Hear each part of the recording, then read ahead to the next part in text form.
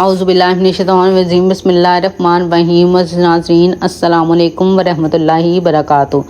जब हम आज टीवी चैनल्स और सोशल मीडिया पर ये खबरें सुनते हैं कि यहूदी फ़लस्तीन के मुसलमानों पर जुल्म सितम ढा रहे हैं या यहूदी मस्जिद अक्सा को शहीद करने के दरपे हैं ताकि ये यहाँ हैकले सुलेमानी की तमीर कर सकें, या फिर यहूदी मस्जिद अक्सा के सामने सुर्ख बच्चों की कुर्बानी अदा करना चाहते हैं, तो हमारे जहनों में ये सवाल पैदा होता है कि यहूदी तो इस दुनिया में हज़ारों सालों से आबाद हैं।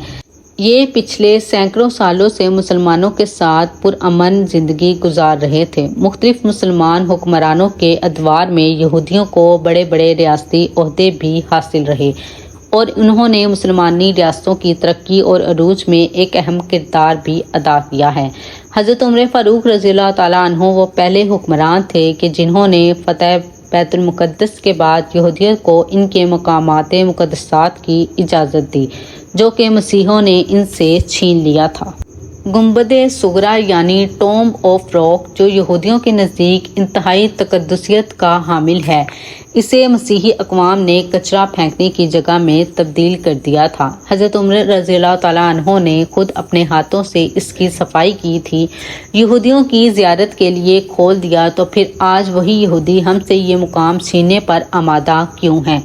ये कौम आज मसीहों से नज़दीक तरीन और मुसलमानों के खिलाफ क्यों है, जबकि तारीख में इन पर सबसे ज़्यादा मज़ालिम मसीही कौम ने ही ढाए हैं? इन तमाम सवालों का जवाब सिर्फ एक ही है कि ये लोग दर हकीकत यहूदी हैं ही नहीं, बल्कि ये सहूनी या ज़ियोनिस्ट हैं। यहूदियत और सिहूनियत में आखिर क्या फ़र्क है, ये हम अपनी आज की वीडियो में जानेंगे। यहूदी और ज़ियोनिस्ट ये भले ही एक जैसे दिखते हों, लेकिन इनके अकायद में इस कदर फ़र्क मौजूद है कि ये कह सकते हैं कि ये दो अलग अलग जमातें हैं। अगरचा दुनिया का हर यहूदी ज़ियोनिस्ट ही होता है, लेकिन तमाम यहूदी ज़ियोनिस्ट नहीं होते। यहूदी फिर भले ही वो ऑर्थोडॉक्स फ़िरके से ही क्यों ना ताल्लुक़ रखते हों, ये कभी इंतहा पसंद नहीं होते और दुनिया की तमाम अक़वाम के साथ मिलजुल कर रह सकते हैं। लेकिन इनके बरअक्स ज़ियोनिस्ट शदीद इंतहा पसंद जज्बात रखते हैं, जो अपनी नस्ल बरतरी और एक अलहदा तशख़्ख़ुस के कायल हैं। यहूदियों का शजर नसब आज से 4000 साल पहले गुजरे अल्लाह रब्बुल इज़्ज़त के एक बरगज़ीदा नबी हज़रत इब्राहीम अलैहिस्सलाम से जा मिलता है। यहूदी हज़रत मूसा अलैहिस्सलाम पर नाजिल की गई आसमानी किताब तौरात को मानने वाली कौम है, जो खुद को खुदा की इबादत गुजार और इसकी महबूब तरीन कौम कहती है। यहूदी एक साजिशी फितरत रखने वाली कौम है, जिसके शर से रब कायनात के भेजे हुए अनबिया कराम अलैहिस्सलाम भी महफूज ना रह सके। ताहम तारीख़ इंसानी में अस्करी और जंगी एतबार से हमें ये एक बेज़रर सी कौम नज़र आती है। यहूदी कौम 19वीं सदी से कबल दुनिया के मुख्तलिफ हिस्सों में सकून व गुमनाम की ज़िंदगी बसर कर रही थी। ये अपने खुदा की इबादत करते और एक ऐसे मसीहा के इंतज़ार में रहते जो इनकी हज़ारों साल पर मुहीत गुलामी को ख़त्म कर देगा और इनकी अज़मत के निशान हैकले सुलेमानी को असरे नू तमीर करेगा। सन 1860 ईस्वी में जन्म हुआ एक यहूदी सहाफ़ी थियोडर हेर्ज़ल का, जिसे हम यहूदियों का इमाम इकबाल भी कह सकते हैं, क्योंकि हेर्ज़ल ही वो शख्स था जिसने कौम यहूद को एक जगह जमा करने और इनके लिए एक अलहदा रियासत कायम करने का नज़रिया पेश किया। हेर्ज़ल ने यहूदियों में एंटी सेमिटिक नज़रियात को राइज किया और सिहूनियत या ज़ियोनिस्ट नामी सियासी तहरीक की बुनियाद रखी। ज़ियोन या सिहून यरूशलेम के नज़दीक एक पहाड़ी का नाम है, चूँकि इस तंजीम का अवलीन मकसद इस खित्ता अर्ज़ी पर कब्ज़ा करना और यहाँ एक सिहूनियत रियासत का क़याम था, इसलिए इस तहरीक का नाम यरूशलेम की इस पहाड़ी के नाम पर रखा गया। मगरबी साम्राज्यी ताकतों जैसे बरतानिया और फ्रांस ने सिहूनी रियासत के क़याम के लिए मगरबी अमेरिका में अर्जेंटाइन और अफ्रीका में युगांडा के गैर आबाद इलाकों को पेश किया, लेकिन थियोडर हेर्ज़ल और दीगर सिहूनियों ने इन इलाके के शदीद माहौल और गैर अहम महल वकू की वजह से इन्हें लेने से इनकार कर दिया।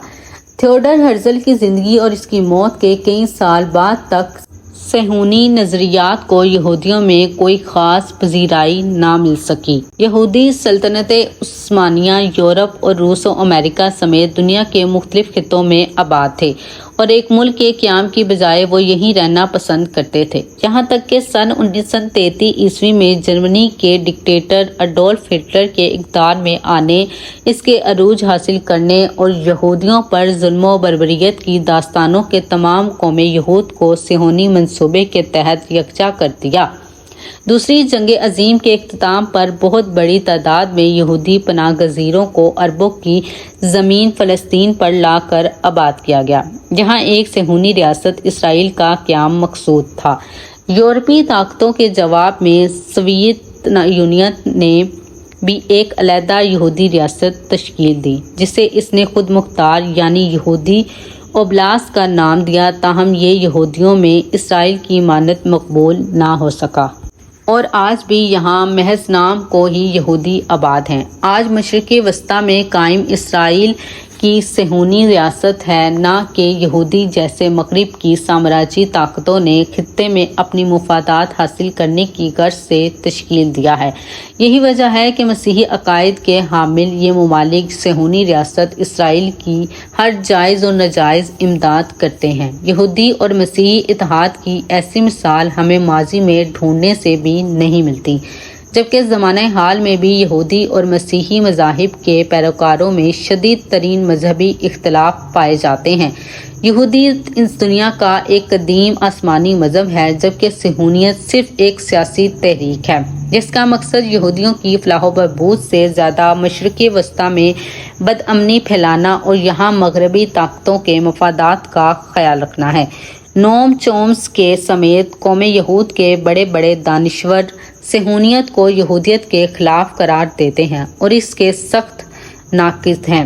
یہ قطعی ضروری نہیں کہ ہر یہودی مملکت اسرائیل کی طرفداری کرتا ہو، بلکہ دنیا بھر میں آباد یہودیوں کی اکثریت ملک اسرائیل اور اس کی پالیسیوں کی شدید ترین مخالف ہے۔ یہ ہمیں غزہ کے مسلمانوں پر ہوتے مظالم کے خلاف احتجاج کرتے بھی نظر آتے ہیں اور ملک اسرائیل کے قیام کو زیونسٹ یہودیوں کی ایک بہت بڑی غلطی بھی قرار دیتے ہیں۔ یہودی مذہب اپنے پیروکاروں کو تورات و تلمود کے مطابق زندگی بسر کرنے کی تلقین کرتے ہیں، جبکہ صہیونیت کہتی ہے کہ اس کا مقصد بطور قوت بنی اسرائیل کی کھوئی ہوئی سلطنت یعنی کنگڈم آف سلیمان کو حاصل کرنا ہے۔ یہودی خدا کی بھیجی ہوئی آسمانی کتابوں جیسے تورات و زبور کا احترام کرتے ہیں اور ان کی پیروی کسی بھی ملک کے آئین و قانون سے زیادہ کرتے ہیں، لیکن صہیونی یا زیونسٹ ایسا نہیں کرتے، بلکہ ان کے لیے صہیونیت کے بنائے ہوئے قوانین تورات سے زیادہ اہم ہیں۔ یہ تھی یہودیت اور صہیونیت کے درمیان موجود چند بنیادی اختلافات۔ مجھے امید ہے کہ یہ ویڈیو آپ کی معلومات میں اضافے کا باعث بنی ہوگی۔ امید کرتی ہوں کہ آپ کو یہ ہماری ویڈیو اچھی لگی ہوگی، اور اگر آپ کو ہماری یہ ویڈیو اچھی لگی تو ہمارے چینل کو ضرور سبسکرائب کریں اور بیل آئیکن کے بٹن کو بھی دبا دیجیے گا تاکہ نئی آنے والی ہر ویڈیو آپ لوگوں تک پہنچ سکے۔ اسی کے ساتھ میں آپ لوگوں سے اجازت چاہتی ہوں۔ اپنا اور اپنے پیاروں کا بہت خیال رکھیے گا اور اللہ اور اس کے رسول صلی اللہ علیہ وسلم سے بہت محبت کیجیے گا۔ اللہ حافظ۔